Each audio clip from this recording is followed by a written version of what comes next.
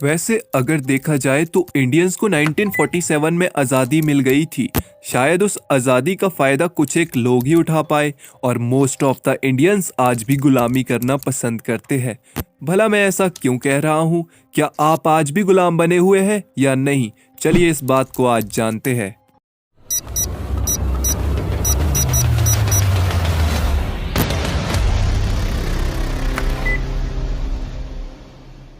1947 से पहले ब्रिटिशर्स ने इंडियंस हम सभी पर अपना कंट्रोल रखा।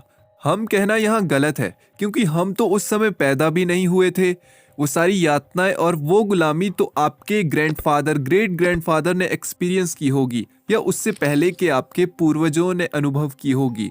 उनका तो चलो समझ भी आता है कि उनके ऊपर एक अथॉरिटेरियन पावर थी जो उन्हें कंट्रोल करती थी और उन्हें इंडिपेंडेंट होकर ग्रो करने से रोकती थी, जिस वजह से उस समय इंडिया की डेवलपमेंट नहीं हो पाई क्योंकि हर दूसरा आदमी अपनी स्वतंत्रता से समझौता करके दास बना हुआ था। लेकिन आज हम 21st सेंचुरी में तो आ गए, पर शायद वो गुलामी की मानसिकता आज भी इस जनरेशन में देखने को मिलती है। भला मैं ऐसा क्यों कह रहा हूँ? आपने देखा होगा आज एक 50 मेगाबाइट का ऐप इंसान की पूरी क्षमता को कंट्रोल करता है। आज की जनरेशन को भले ही ये पता हो या ना कि हमारे खुद के लिए कौन सी वो चीज़ है जो मोस्ट इम्पॉर्टेंट है, लेकिन इन्हें ये ज़रूर पता होता है कि इंस्टाग्राम में ट्रेंड क्या चीज़ कर रही है, भले ही उस चीज़ के बारे में वो कम ही जानते हो। आप सभी इस डेटा चार्ट को देखो।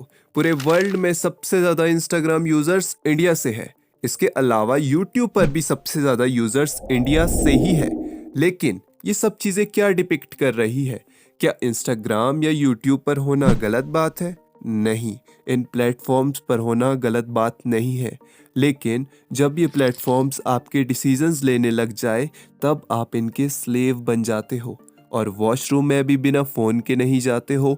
आप खुद के साथ कम और इंस्टाग्राम के साथ ज़्यादा टाइम स्पेंड करते हो और फिर बोलते हो मोदी जी ने देश के लिए क्या किया। अगर यही सवाल आप पहले खुद से करते तो शायद आज आप सच में गुलामी ना कर रहे होते।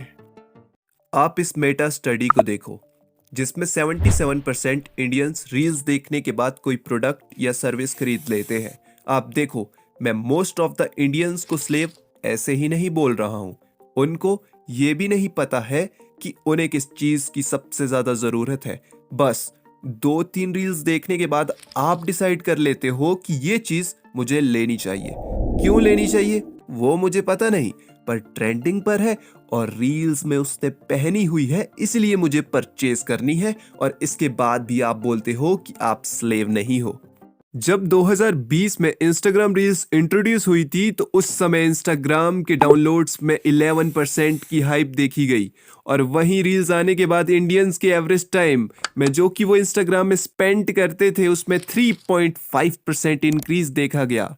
अगर किसी को रील्स बनाने से फायदा होता है तो वो रील्स क्यों ना बनाए? उर्फी जावेद की फोटो पर नेगेटिव कमेंट पास करके ये बोलते हो कि she is making Indian youth dump, और जब वो दोबारा से कोई पिक्चर पोस्ट करते हैं तो उसी पिक्चर को तुम 20 सेकंड्स तक बिना पलक झपकाए देखते हो। You are lying to yourself. उन्होंने अपने रिसेंटली पॉडकास्ट में ये चीज बोली है। हेटर्स और क्रिटिक्स के लिए एक sentence. Thank you. That's it. How can I be upset at them? They're exactly giving me what I want. They're making me famous. मैं क्यों upset हूँ? देखो, उर्फी जावेद को तो ये सब चीजें मिल पा रही है, पर मैं आपसे सवाल करता हूँ, क्या आपको रील्स और शॉर्ट्स देखकर वो चीजें मिल पा रही है जिसकी आपको जरूरत है? शायद आपको मिले या ना मिले, पर आप गवाह बहुत कुछ रहे हो।